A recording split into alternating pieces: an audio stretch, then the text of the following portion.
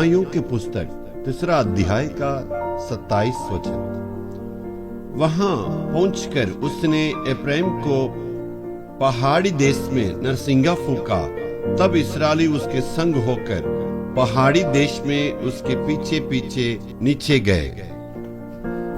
यहाँ यहूद की लड़ाई करके जीतने की बातों में यहाँ लिखी हुई है।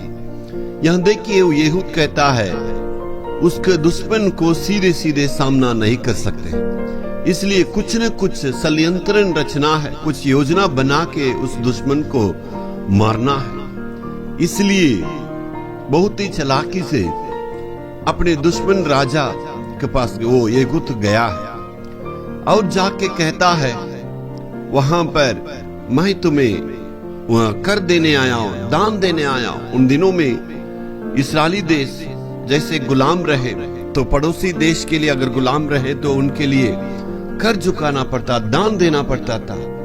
इसलिए यहूद ने उसी पैसों को लेके कहता है, मैं आपको दान देने के लिए आया हूं। और वहां पर पहरेदार होंगे, सैनिक होंगे, उनको कैसे मुआना, उनसे कैसे बचना है, ये सब थोड़ा षड्यंत्र रचा, उस बहुत ही अच्छा योजना बनाया। वो कहता है, राजा मैं आपसे कहने के लिए एक रहस्य बात है।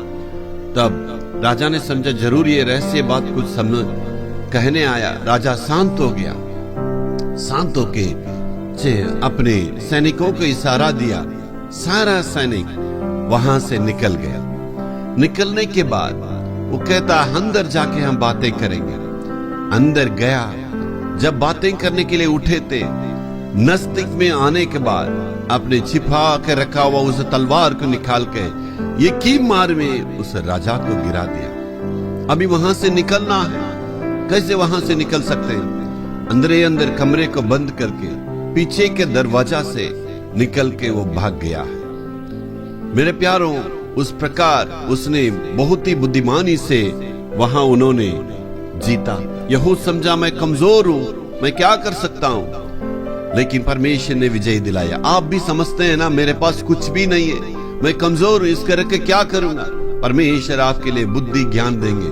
जो शक्ति है, जो ज्ञान है, उसी के द्वारा आप जीत सकते हैं। Hallelujah, hallelujah.